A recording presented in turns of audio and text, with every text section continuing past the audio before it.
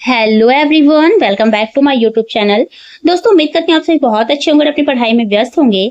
तो आज के इस वीडियो में हम लोग बाल विकास और शिक्षा शास्त्र के 50 एमसीक्यूज देखने वाले हैं, जो कि बहुत इंपॉर्टेंट है। तो आइए शुरुआत करते हैं। पहला क्वेश्चन है, बच्चे की बुद्धि लब्धि 90 से 110 के मध्य है, तो वह बच्चा कैसा है? वह सामान्य बुद्धि का बच्चा है, प्रखर बुद्धि का बच्चा है, उत्कृष्ट बुद्धि का बच्चा है, या प्रतिभाशाली बुद्धि का बच्चा है? तो अगर बच्चे की बुद्धि लब्धि 90 से 110 के मध्य है, तो वह क्या होगा? सामान्य बुद्धि का बच्चा होगा। ऑप्शन ए हमारा सही आंसर हो जाएगा। चलिए देखते हैं नेक्स्ट क्वेश्चन।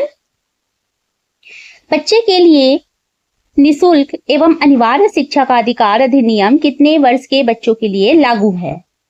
6 से 14 वर्ष है ऑप्शन ए, ऑप्शन बी है 7 से 13 वर्ष, ऑप्शन सी है 5 से 11 वर्ष और ऑप्शन डी है 6 से 12 वर्ष। तो जो बच्चे के लिए निशुल्क व अनिवार्य शिक्षा का अधिकार अधिनियम है, यह 6 से 14 वर्ष तक के बच्चों के लिए लागू होता है। तो ऑप्शन ए हमारा सही आंसर हो जाएगा। थर्ड नंबर का क्वेश्चन है, एक बच्चे की वृद्धि और विकास के अध्ययन की सर्वाधिक अच्छी विधि है।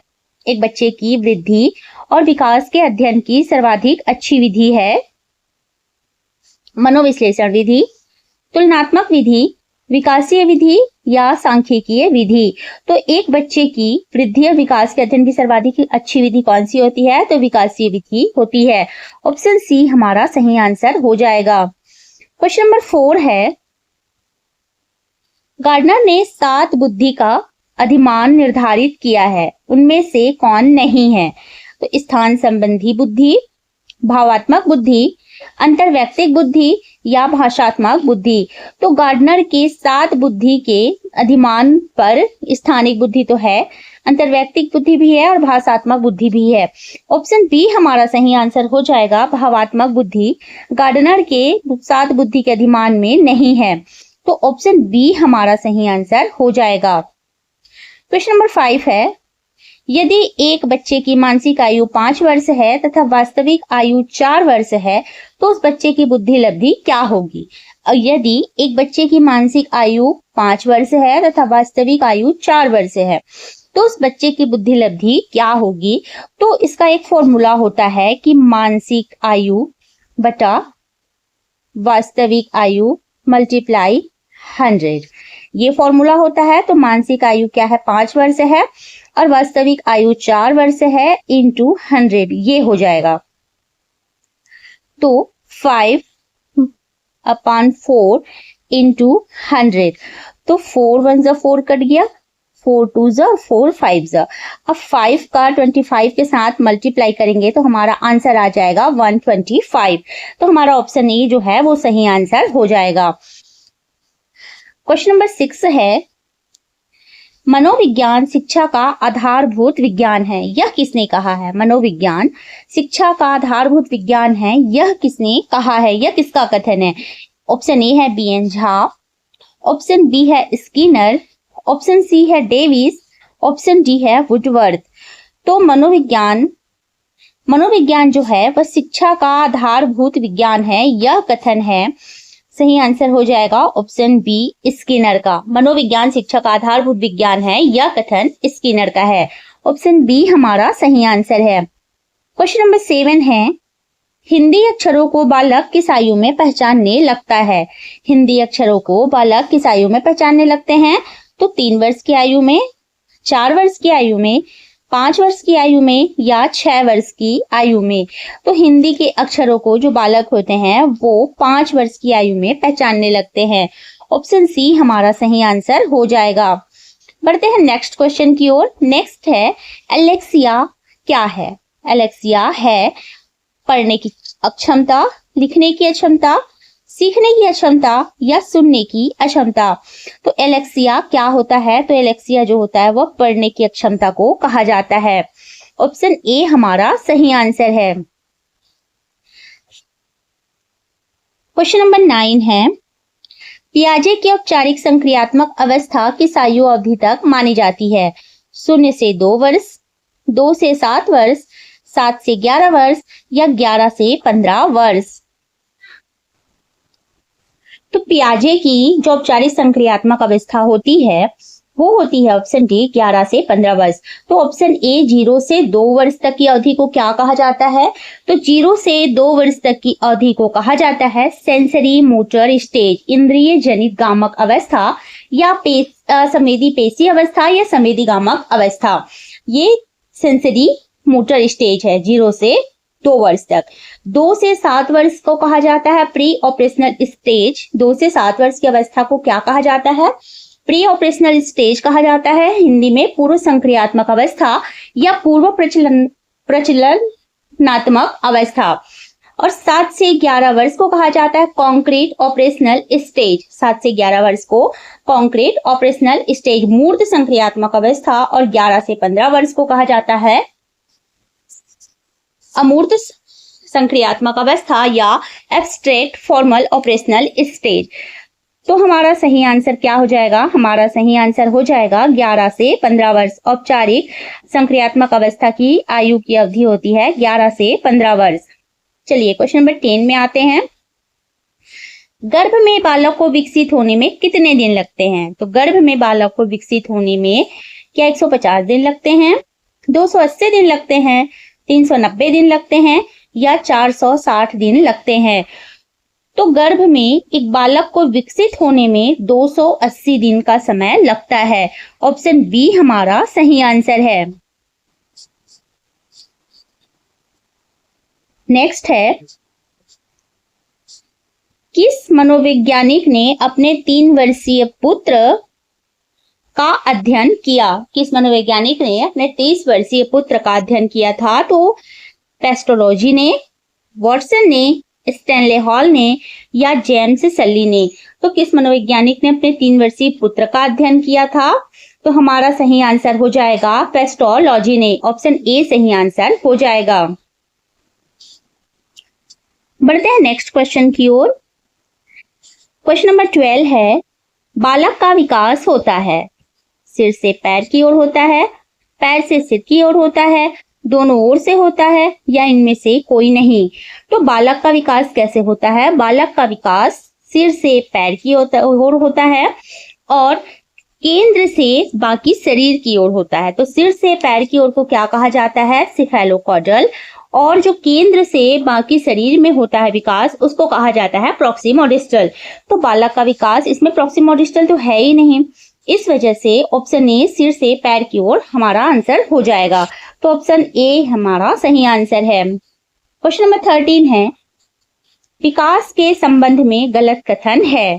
विशिष्ट से सामान्य की ओर, सार्वभौमिक प्रक्रिया है, दिशा सिर से पैर की ओर या वर्तुलाकार गति। तो विकास के संबंध में हमसे गलत कथन पूछा गया है। तो विकास जो है वो हमेशा क्या होता है? विशिष्ट से सामान्य की ओर नहीं होता, सामान्य से विशिष्ट की ओर होता है। तो हमारा ऑप्शन ए सही आंसर हो जाएगा। क्वेश्चन नंबर 14 में आते हैं। गर्भाधान काल की अवस्था नहीं है, शैशवावस्था, डिम्ब, बीजकरण या भ्रूणावस्था। तो गर्भाकाल की अवस्था कौन सी नहीं है पूछा गया हमसे? तो शैशवावस्था गर्भाकाल की अवस्था नहीं है। शैशवावस्था 0 से 2 वर्ष की आयु तक को शैशवावस्था कहा जाता है। और डिम्ब है, बीजकरण है, भ्रूणावस्था है, ये सब गर्भ के अंदर की अवस्थाएं हैं। और शैशवावस्था जो है प्रसव के बाद की अवस्था होती है। तो गर्भाधान काल की अवस्था नहीं है, तो शैशवावस्था नहीं होती है। ऑप्शन ए हमारा सही आंसर है। क्वेश्चन नंबर 15 है, मानव जीवन की मनोभौतिक एकता कहलाती है। मानव जीवन की मनोभौतिक एकता क्या कहलाती है? मन तथा शरीर का विकास कहलाती है, शरीर तथा हड्डियों का विकास, शरीर तथा हृदय का विकास या आत्मा तथा मांसपेशियों का विकास। तो मानव जीवन की जो मनोभौतिक एकता होती है वह क्या कहलाती है? तो मन तथा शरीर का विकास मानव जीवन की मनोभौतिक एकता कहलाती है। मन तथा शरीर का विकास मानव जीवन की मनोभौतिक एकता कहलाती है। ऑप्शन ए सही आंसर हो जाएगा। क्वेश्चन नंबर 16 है, गर्भ में सर्वप्रथम निर्माण होता है पैर का, सिर का, धड़ का या सभी का? तो गर्भ में सर्वप्रथम किसका निर्माण होता है? तो गर्भ में सर्वप्रथम सिर का निर्माण होता है। Option B is the correct answer. अगला है, जन्म के समय शिशु में कितनी हड्डियां होती हैं? जन्म के समय शिशु में कितनी हड्डियां होती हैं? तो 206, 230, 270 या 320। तो जन्म के समय एक शिशु में 270 हड्डियां होती हैं। ऑप्शन सी हमारा सही आंसर हो जाएगा। क्वेश्चन नंबर 18 है, बालक अपनी मां को पहचानना प्रारंभ कर देता है 6 माह में, 8 माह में, 9 माह में या 3 माह में। तो बालक अपनी मां को पहचानना कब प्रारंभ कर देता है? तो 3 माह में कोई भी बालक अपनी मां को पहचानना प्रारंभ कर देता है। ऑप्शन डी हमारा सही आंसर हो जाएगा। अगला क्वेश्चन है, बालक के जन्म के समय शिशु के मस्तिष्क का भार होता है 300 ग्राम होता है, 350 ग्राम होता है, 400 ग्राम होता है या 450 ग्राम होता है। तो बालक के जन्म के समय शिशु के मस्तिष्क का भार 350 ग्राम होता है। ऑप्शन बी हमारा सही आंसर है। क्वेश्चन नंबर 20 है, कल्पना जगत में विचरण होता है। कल्पना जगत में विचरण कब होता है? शैशवावस्था में, किशोरावस्था में, बाल्यावस्था में या शैशवावस्था व किशोरावस्था दोनों में। तो कल्पना जगत में विचरण का की आयु होती है किशोरावस्था। ऑप्शन बी हमारा सही आंसर हो जाएगा। क्वेश्चन नंबर 21 है, बालक मुख्य रंगों की पहचान कर लेता है। बालक मुख्य रंगों की पहचान कब कर लेता है? ऑप्शन ए है 5 वर्ष, ऑप्शन बी है 2 वर्ष, ऑप्शन सी है 3 वर्ष और ऑप्शन डी है 4 वर्ष। तो बालक मुख्य रंगों की पहचान किस आयु में कर लेता है? तो बालक जो होता है वो मुख्य रंगों की पहचान 3 वर्ष की आयु में कर लेता है। ये व्यापम का पूछा गया क्वेश्चन है। ये 2023 में टीचर भर्ती में पूछा गया था। तो ऑप्शन जो सी है 3 वर्ष, ये व्यापम द्वारा दिया गया सही आंसर है। तो लगभग जो 3 वर्ष की आयु होती है उसमें बच्चों की सभी इंद्रियां पूर्णतः विकसित हो चुकी होती हैं और वो अपने आसपास के लगभग सभी मुख्य रंगों की पहचान करने लगता है। तो ऑप्शन सी हमारा सही आंसर हो जाएगा। क्वेश्चन नंबर 22 है, छोटे छोटे वाक्यों को बोलना तथा 3 पहियों की साइकिल चलाना यह कार्य किस अवस्था में होता है? छोटे छोटे वाक्यों को बोलना तथा 3 पहियों की साइकिल चलाना यह कार्य किस अवस्था में होता है? शैशवावस्था, बाल्यावस्था, किशोरावस्था या प्रौढ़ावस्था। तो छोटे छोटे वाक्यों को बोलना और 3 पहियों की साइकिल चलाना यह कार्य होता है शैशवावस्था में, क्योंकि यही वो अवस्था है जिसमें बालक बात करना भी सीखता है और चलना भी सीखता है। तो बच्चे को चलने के लिए 3 पहियों की साइकिल दी जाती है। तो ऑप्शन ए हमारा सही आंसर हो जाएगा। क्वेश्चन नंबर 23 है, निम्न में से किस घटना की ओर बालक सर्वप्रथम आकर्षित होना प्रारंभ करता है? प्रकाश की ओर, मां की ओर, ध्वनि की ओर या भोजन की ओर। तो आप क्वेश्चन में से ऑप्शन जो होता है उसको भी एलिमिनेट करके आंसर निकाल सकते हैं। बालक सर्वप्रथम आकर्षित होता है या कहा गया है, तो अगर वह शिशु है जिसकी आयु 0 से 3 वर्ष की है, 3 मंथ की है, तो वो माँ को तो 3 महीने से पहले वो पहचानता नहीं है। 3 महीने में ही शिशु अपनी माँ को धीरे धीरे पहचानना स्टार्ट करता है। भोजन के बारे में वो जानता ही नहीं है, बस उसको इतना पता है कि उसको भूख लगी है, पर उसको क्या खाना है क्या पीना है शिशु को इतना नहीं पता होता है। तो बालक सर्वप्रथम आकर्षित होता है, ये जन्म से ही बालक जैसे गर्भ से बाहर आता है बालक सबसे पहले आकर्षित होता है प्रकाश की ओर। तो ऑप्शन ए जो है वो हमारा सही आंसर हो जाएगा कि किस घटना की ओर बालक सर्वप्रथम आकर्षित होना प्रारंभ करता है, तो प्रकाश की ओर। क्वेश्चन नंबर 24 है, बालक की जिज्ञासा को किया जाना चाहिए, दमन किया जाना चाहिए, शांत किया जाना चाहिए, उत्तेजित या सक्रिय किया जाना चाहिए। तो बालक की जिज्ञासा को हमेशा शांत करना चाहिए। ऑप्शन बी हमारा सही आंसर है। क्वेश्चन नंबर 25 है, भारत में बाल विकास की शुरुआत कब हुई? 1930 में, 1887 में, 1879 में या 1590 में। तो भारत में बाल विकास की शुरुआत हुई थी 1930 में। ऑप्शन ए हमारा सही आंसर हो जाएगा। क्वेश्चन नंबर 26 है,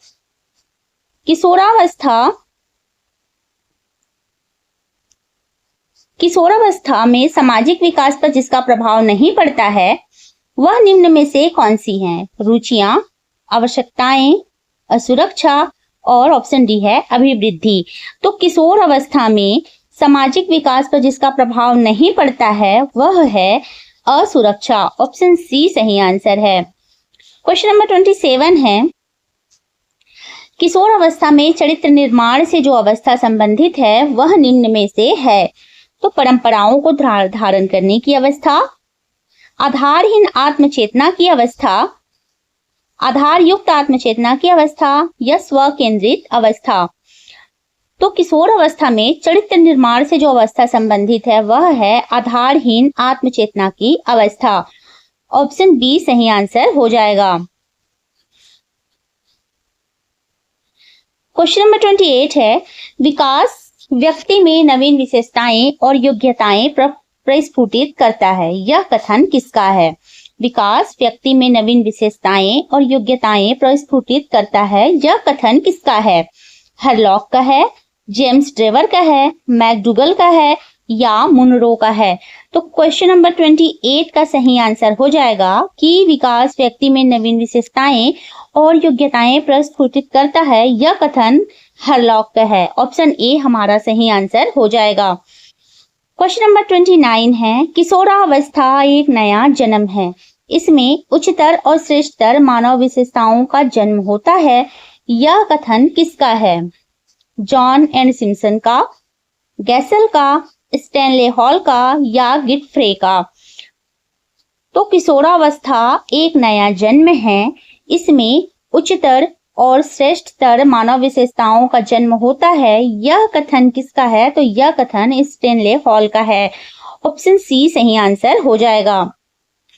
क्वेश्चन नंबर 30 है, किशोरावस्था आदर्शों की अवस्था है, सिद्धांतों के निर्माण की अवस्था है, साथ ही जीवन का सामान्य समायोजन है। यह परिभाषा देने वाले हैं हेडो रिपोर्ट, जीन पियाजे, फ्रेडरिक ट्रेसी या E.L. पिल। तो किशोरावस्था आदर्शों की अवस्था है, सिद्धांतों के निर्माण की अवस्था है और साथ ही जीवन का सामान्य समायोजन है। यह परिभाषा देने वाले हैं ऑप्शन बी जीन पियाजे। चलिए बढ़ते हैं अगले क्वेश्चन की ओर। क्वेश्चन नंबर 31 है,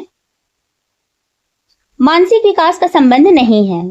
शिक्षार्थी का वजन और ऊंचाई, तर्क एवं निर्णय, स्मृति का विकास व अवबोध की क्षमता। तो मानसिक विकास से किसका संबंध नहीं है? तो तर्क और निर्णय के लिए तो मानसिक विकास चाहिए, स्मृति के विकास के लिए बुद्धि का प्रयोग किया जाता है, अवबोध की क्षमता के लिए भी मानसिक विकास का प्रयोग होता है। तो शिक्षार्थी का वजन और ऊंचाई मानसिक विकास से नहीं, यह शारीरिक विकास से संबंधित है। तो मानसिक विकास का संबंध किससे नहीं है? तो शिक्षार्थियों का वजन और ऊंचाई से नहीं है। ऑप्शन ए सही आंसर हो जाएगा। नेक्स्ट है, मनुष्य के शरीर में हड्डियों की संख्या कम से कम होती है। शैशवावस्था में, बाल्यावस्था में, किशोरावस्था में या प्रौढ़ावस्था में? तो किशोरावस्था में तो मनुष्य के शरीर में हड्डियों की संख्या 206 होती है, बाल्यावस्था में भी 206 होती है, शैशवावस्था में 270 होती है, सबसे कम होती है प्रौढ़ावस्था में। तो ऑप्शन जो है डी हमारा सही आंसर है। नेक्स्ट है, किशोरावस्था की प्रमुख समस्या है। किशोरावस्था की प्रमुख समस्या क्या है? वजन बढ़ाने की, शिक्षा की, समायोजन की या अच्छे परिणाम देने की? तो किशोरावस्था की प्रमुख समस्या होती है समायोजन की समस्या। ऑप्शन सी सही आंसर हो जाएगा। 34 नंबर का क्वेश्चन है, किशोरावस्था बड़े संघर्ष, तूफान और विरोध की अवस्था है। यह कथन किसका है? स्किनर का है, स्टैनले हॉल का है, E.L. किलपैट्रिक का है या थॉर्नडाइक का है? तो किशोरावस्था जो है बड़े संघर्ष, तूफान और विरोध की अवस्था है। यह कथन है स्टैनले हॉल का। कथन आधारित क्वेश्चन बहुत पूछा जाता है तो बिल्कुल ध्यान में रखिएगा। 35 नंबर का क्वेश्चन है, जीन पियाजे के अनुसार संज्ञानात्मक विकास की अवस्थाएं हैं 4, 3, 2 या 5। तो जीन पियाजे के अनुसार, जैसे कि मैंने पहले बताया था, संज्ञानात्मक विकास की अवस्थाएं होती हैं 4। ऑप्शन ए सही आंसर हो जाएगा। पहली अवस्था है सेंसरी मोटर स्टेज जो 0 से 2 वर्ष की होती है। दूसरी अवस्था है प्री ऑपरेशनल स्टेज जो 2 से 7 वर्ष की होती है। तीसरी है कॉन्क्रीट ऑपरेशनल स्टेज जो 7 से 11 वर्ष की अवस्था है। और चौथी अवस्था होती है एब्स्ट्रैक्ट ऑपरेशनल स्टेज या फॉर्मल ऑपरेशनल स्टेज जो 11 से ऊपर की अवस्था है, जिसे अमूर्त संक्रियात्मक अवस्था कहा जाता है। तो जीन पियाजे के अनुसार संज्ञानात्मक विकास की जो अवस्थाएं हैं वो 4 होती हैं। चलिए बढ़ते हैं अगले क्वेश्चन की ओर।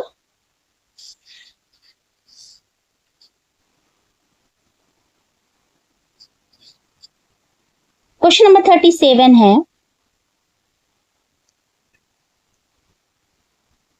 ये क्वेश्चन नंबर 36 होगा एक्चुअली।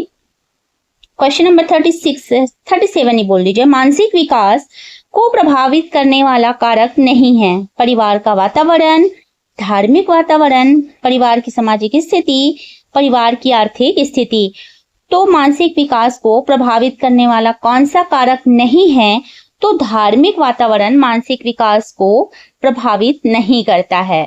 ऑप्शन जो बी है हमारा सही आंसर हो जाएगा। क्वेश्चन नंबर 38 है, नैतिक तर्क का अवस्था सिद्धांत किसने स्पष्ट किया? नैतिक तर्क का अवस्था सिद्धांत किसने स्पष्ट किया था? नैतिक तर्क का अवस्था सिद्धांत किसने स्पष्ट किया? तो ऑप्शन ए सही आंसर हो जाएगा, कोहलबर्ग ने। नैतिक तर्कणा का सिद्धांत किन्होंने दिया था? तो कोहलबर्ग ने दिया था। ऑप्शन ए सही आंसर हो जाएगा। नेक्स्ट क्वेश्चन है, वंशानुक्रम से संबंधित प्रयोग चूहों पर किसने किया था? वंशानुक्रम से संबंधित प्रयोग चूहों पर किसने किया था? कॉर्ल पियर्सन ने, मैकडूगल ने, मेंडल ने या पावलाव ने? तो वंशानुक्रम से संबंधित जो प्रयोग है जिसे चूहों पर किया गया था वो मेंडल ने किया था। और मेंडल किससे संबंधित है? तो मेंडल चूहों पर प्रयोग से संबंधित है। ऑप्शन सी सही आंसर हो जाएगा। क्वेश्चन नंबर 40 है, कौन सा ऊर्जावान मित्रवत बालक का लक्षण नहीं है? कौन सा ऊर्जावान मित्रवत बालक का लक्षण नहीं है? खुशमिजाज, सामाजिक, आसानी से चिढ़ने वाला या ऊर्जा का उच्च स्तर? तो ऊर्जावान मित्रवत बालक का लक्षण कौन सा नहीं है? तो आसानी से चिढ़ने वाला, ये ऊर्जावान मित्रवत बालक का लक्षण नहीं होता है। चलिए आगे बढ़ते हैं। क्वेश्चन नंबर 41 है, किशोरावस्था प्रारंभ होती है 10 वर्ष की आयु से, 16 वर्ष की आयु से, 12 वर्ष की आयु से या 18 वर्ष की आयु से? तो किशोरावस्था कब से प्रारंभ होती है? तो किशोरावस्था का प्रारंभ माना जाता है 12 वर्ष की आयु से। ऑप्शन सी हमारा सही आंसर हो जाएगा। क्वेश्चन नंबर 42 है, पूर्णतः प्रकार्यशील व्यक्ति का संप्रत्यय किसने दिया? कार्ल रोजर्स ने, फ्रायड ने, फ्रांसिस गाल्टन ने या इवान पावलाव ने? तो पूर्णतः प्रकार्यशील व्यक्ति का संप्रत्यय कार्ल रोजर्स ने दिया था। Option A is the correct answer. Next है, निम्न में से किसने बच्चों में वस्तु स्थायित्व है ये के विकास को समझने में सहायता की है?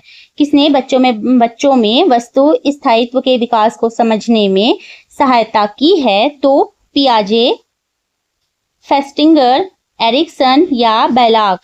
तो हमारा सही आंसर हो जाएगा ऑप्शन ए पियाजे ने। पियाजे ने बच्चों में वस्तु स्थायित्व के विकास को समझने में सहायता की है।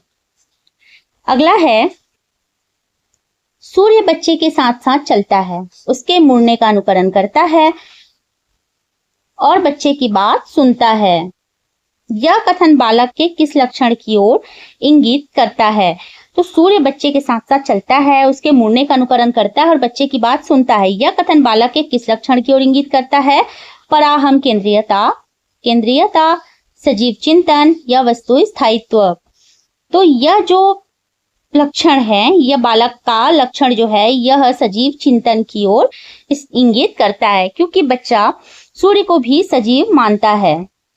अगला है, किसने यह दावा किया कि सभी भाषाओं में होने वाले कुछ सार्वभौमिक गुण जन्मजात होते हैं? B.F. स्किनर, अल्बर्ट बंडूरा, नाम चॉम्स्की या E.C. टॉलमेन ने? तो किसने दावा किया था कि सभी भाषाओं में होने वाले कुछ सार्वभौमिक गुण जन्मजात होते हैं? तो नॉम चॉम्स्की ने। ऑप्शन सी हमारा सही आंसर है। अगला क्वेश्चन है, फ्रायड के अनुसार निम्न में से कौन सी विकास अवस्था में बच्चे का ध्यान जननांगों की तरफ जाता है? मुखी, गुदी, लैंगिक या प्रसुप्ति?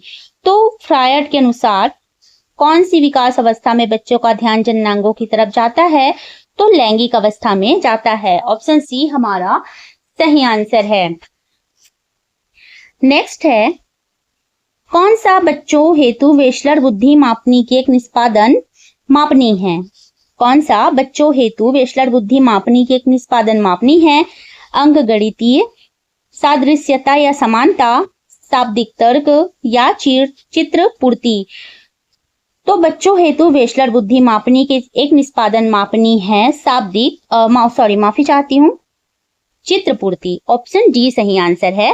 वेशलर बुद्धि मापनी की एक निष्पादन मापनी चित्र पूर्ति होती है। अगला क्वेश्चन है, बाल मनोविज्ञान का डैश डैश सिद्धांत प्रारंभ के 4-5 वर्षों के अनुभवों पर आधारित होता है। बाल मनोविज्ञान का डैश डैश सिद्धांत प्रारंभ के 4-5 वर्षों के अनुभवों पर आधारित होता है। मनोविश्लेषणात्मक, व्यवहारात्मक, क्रांतिक अवस्था समूह या संज्ञानात्मक? तो बाल मनोविज्ञान का मनोविश्लेषणात्मक जो सिद्धांत होता है वह प्रारंभ के 4-5 वर्षों के अनुभवों पर आधारित होता है। ऑप्शन ए सही आंसर है। क्वेश्चन नंबर 49 है, ए बायोग्राफिकल स्केच ऑफ इन्फेंट किसने लिखी है? ए बायोग्राफिकल स्केच ऑफ इन्फेंट किसका लेखन है? प्रियर का, सीन का, डार्विन का या स्टर्न का? तो क्वेश्चन नंबर 49 का सही आंसर हो जाएगा डार्विन का।